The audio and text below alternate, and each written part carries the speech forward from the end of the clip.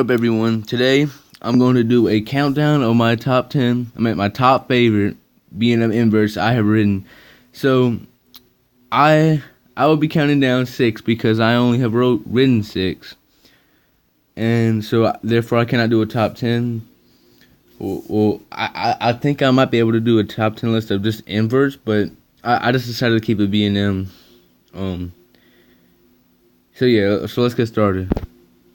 At number 6 is Batman, the ride at Six Flags Over Georgia. Now let's just talk about this ride. This is the only Batman clone I've ridden. Now let's just say this ride was very intense, but I just gotta say it's pretty short, and it wasn't that tall either. And the inversions were kind of jerky, but they were still good, intense inversions.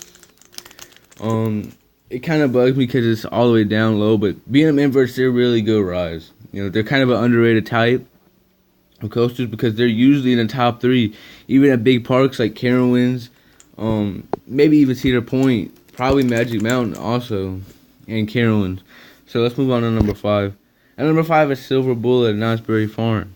Now this coaster's all the way out in California, and I got to experience this in 2015, so it's been a while. So yeah, so like I don't really remember it that much, but I remember this ride being pretty good. Now this ride kind of has a problem with number 4, like number 4, but this ride kind of is exchangeable with number 4.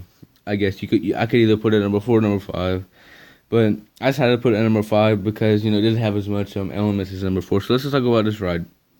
Well, this ride has a Cobra Roll is pretty intense in this ride, but the really reason why I like this ride is because it's going over water and has pretty good theming, and like the restraint kind of like, I guess it kind of broke, I don't know, but thank goodness I had the seatbelt on because it clicked, and the seatbelt caught it, so if I didn't have that on, I might have fell out, but I'm not sure.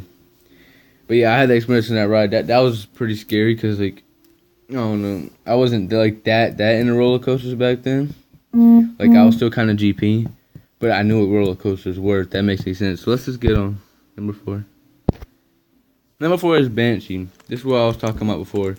Now this roller coaster is probably the most forceless B&M invert I've ever ridden. I know that might trigger a lot of people, but so yeah.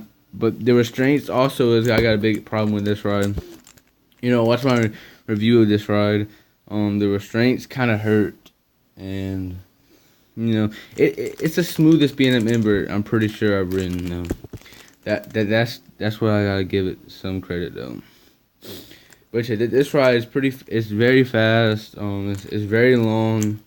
But yeah, I think it deserves number 4. Bro, it's a pretty good roller coaster. Number 3 is Alpengeist. Now I give this coaster the credit of like getting me into roller coasters. This is the ride that really got me into roller coasters when I went to Busch Gardens Williamsburg all the way back in 2014 with like a school trip.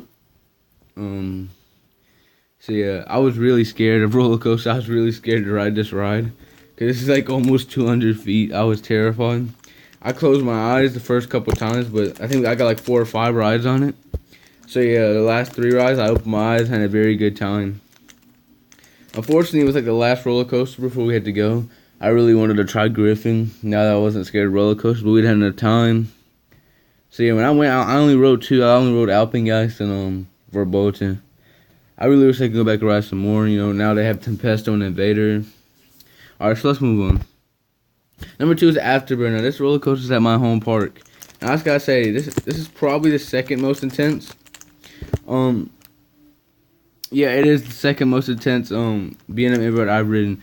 This thing is really good, and I'm probably gonna make a review of it pretty soon, or possibly, I don't know which review is gonna come out. But yeah, so let's just talk about this ride. This ride, it's not the tallest B&M invert. I'm pretty sure it's the second shortest, or yeah. So yeah, this ride is like really good. The drop's really good. The bat wing's really good. All the inverters are really good. They're a little bit jerky though, because this ride is pretty old. Overall, it's a good ride. It's a very intense ride, but the main problem of it is it's pretty short too. And overall, it kind of keeps its speed, but it kind of loses its speed at the same time. Like, there's a little kind of, like, crest you go over, and, like, it loses kind of a lot of speed. But it picks it back up. So, yeah, let's move on to number 1. Number one is Raptor at Cedar Point. Now, this is probably one of the most underrated roller coasters, other than Ghost Rider and Knott's Berry Farm. That's all I can really think of. So yeah, this roller coaster is really underrated. You know, if you really want to learn more about it, go check out my review on the channel. Basically, this is a really good roller coaster at Cedar Point. It's number 3 or 4.